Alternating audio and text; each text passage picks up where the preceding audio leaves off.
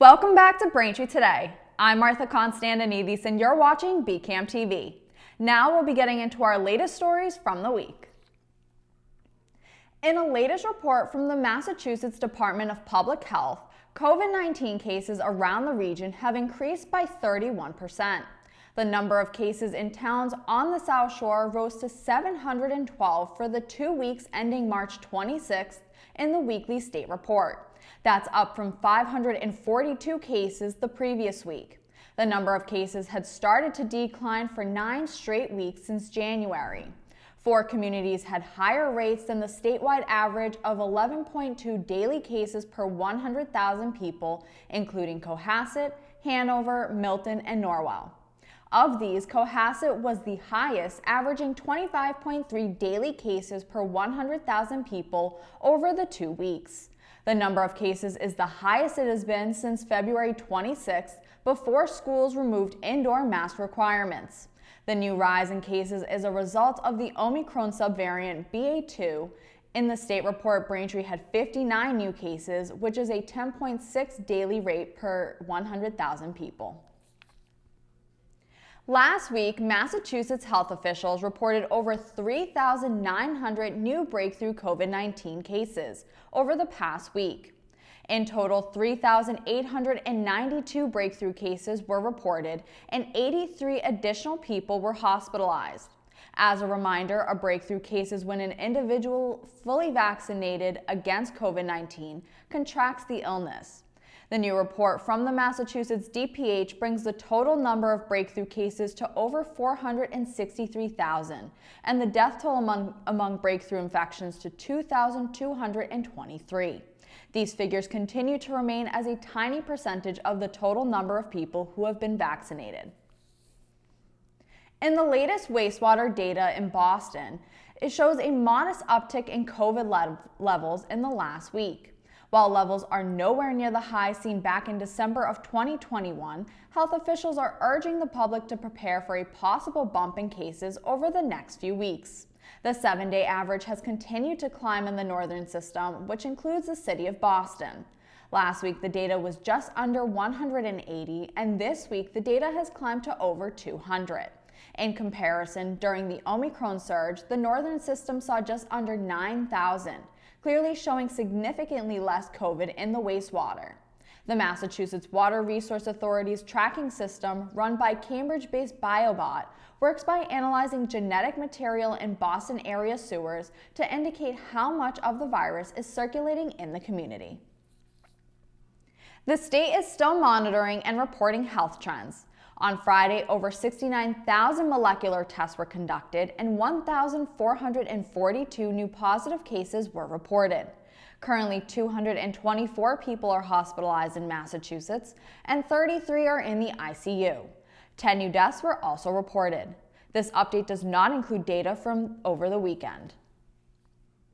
The town of Braintree also continues to monitor COVID data from the state.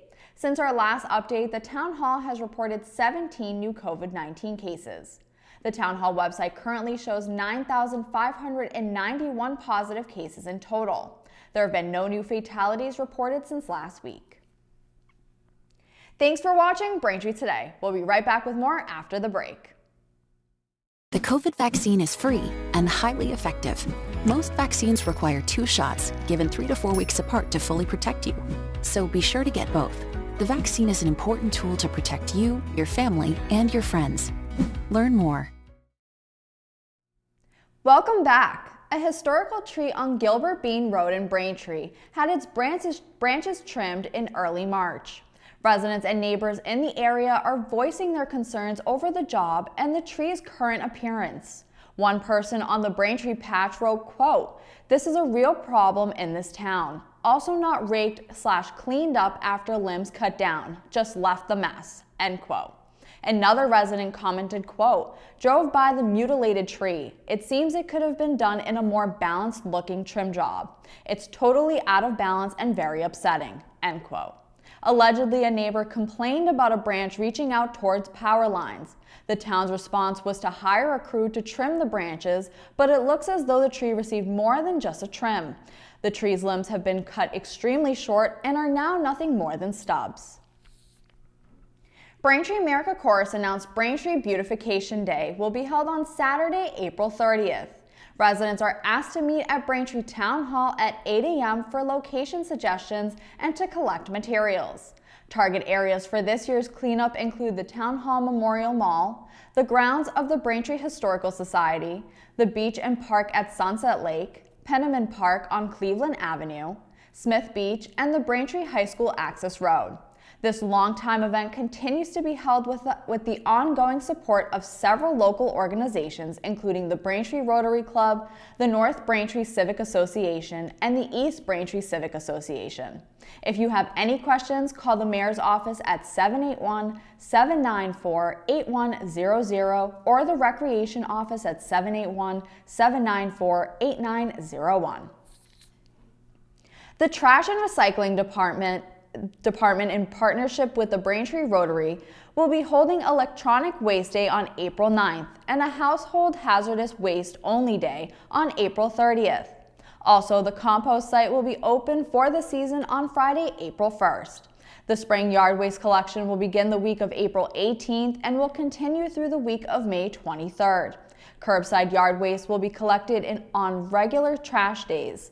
Place leaves, grass clippings, and twigs into brown paper leaf bags, as plastic bags will be rejected, or into open barrels without lids. For more information, call 781-794-8955. Members of the Braintree High School Environmental Club want to offset the 4 million sheets of paper the school uses each year by planting 400 saplings around town. Students are selling 3 types of trees: American sycamores, red maples, and eastern redbuds, all native to the area and chosen for local soil pH levels, drainage, and shading. The saplings can be purchased at a cost of $5 each and picked up at Braintree High School on April 30th, along with instructions for planting them. Volunteers will also be available to assist those who are unable to do the planting themselves. Molly Fitzgerald, the club's faculty advisor, said club memberships hope to get permission to plant trees on the school campus and other town property. For now, though, for those interested in ordering a tree, you can email Fitzgerald at molly.fitzgerald@braintreeschools.org. According to the Office of AmeriCorps, Braintree will be appealing 2 decisions by the Housing Appeals Committee issued on March 15th that overturned the denials by the town's Zoning Board of Appeals for 2 housing permits. On March 15th, HAC issued 2 decisions overturning the ZBA's denial of 2 comprehensive permits to the applicant 383 Washington Street, LLC. The applicant sought to develop a 70-unit rental building and an 8-unit townhouse ownership development at 383 to 385 Washington Street and 0 Stores Ave. The denial of the rental application comes from concerns raised by the deputy fire chief that the design of the site failed to provide adequate fire access. Additionally, the ZBA noted the applicant's failure to provide an outdoor recreational area for the intended residents. According to a statement, quote, AmeriCorps is disappointed with these decisions and the HAC's refusal to acknowledge the town's legitimate concerns and support for safe, well-designed community housing, end quote. With support from the members of the Zoning Board of Appeals, the town of Braintree will be pursuing appeals of both decisions in the coming weeks. Thank you for watching Braintree Today on BCAM TV. We'll be right back with more stories in the area.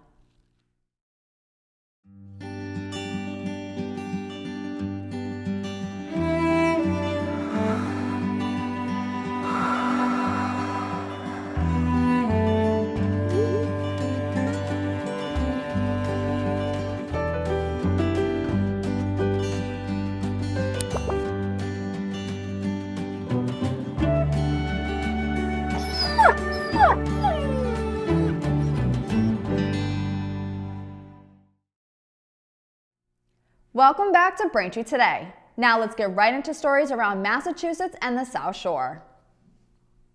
In recognition of April being Autism Awareness Month, the County Correctional Officers Association of the Norfolk County Sheriff's Office is selling special shoulder patches to raise money for the nonprofit agency. The patches feature a multicolored jigsaw puzzle background and star, as the puzzle piece has been a recognized symbol for autism awareness, understanding, and acceptance for several decades. The patches are available to be purchased in the Norfolk County Sheriff's Office lobby in Dedham from Monday through Friday for $10, with all proceeds supporting the Autism Support Center at LifeWorks. LifeWorks is a nonprofit human services provider that supports people with intellectual and developmental disabilities. For more information about LifeWorks, you can visit lifeworksarc.org. South Shore experts are warning about the early start to tick season, preaching caution for people and pets when outdoors. Warmer than average weather has lingered on the South Shore for weeks, meaning it's time for ticks to begin searching for something to bite. Tick season is usually considered to start in May, but it's already in full swing on the South Shore thanks to New England's warming. Entomologist and Norfolk County Mosquito Control District Caitlin O'Donnell said in recent weeks a sudden increase of ticks found on clothes, skin, and pets is due to a combination of more active ticks and more active people. For pet protection, that means tick prevention in the form of an oral medicine, topical treatment, collar, or Lyme vaccination. For people, tick checks are much more important as ticks like to hide in the folds of skin such as behind the knees or in armpits. People can prevent a tick latching on by wearing long pants outside and treating clothes with the repellent permethrin. But what's most important is removing ticks as quickly as possible. Skippy Peanut Butter is voluntarily recalling more than 160,000 pounds of peanut butter because some jars could contain stainless steel fragments. The company says 9,353 cases sent to 18 states, including Massachusetts and New Hampshire, fall under the recall. The varieties affected are Skippy Reduced Fat Creamy Peanut Butter Spread, Skippy Reduced Fat Chunky Peanut Butter Spread, and Skippy Creamy Peanut Butter Spread blended with plant protein. You can check to see if your peanut butter is recalled by looking at the UPC code on the side of the jar and the best if used by date on top of the lid. The recall jars have a best if used by date on May 2023.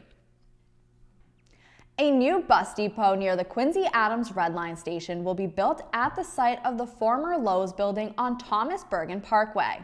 Construction has been underway at the site for several months, and the agency says design of the buildings is complete. According to MBTA General Manager Steve Poftak, the new facility will be the first garage in the system to accommodate a fleet of zero-emission battery and battery electric buses. The depot will replace one on Hancock Street that was built in 1904 to service streetcars. The 13-acre site at 599 Bergen Parkway will be used for a state-of-the-art bus maintenance and storage facility.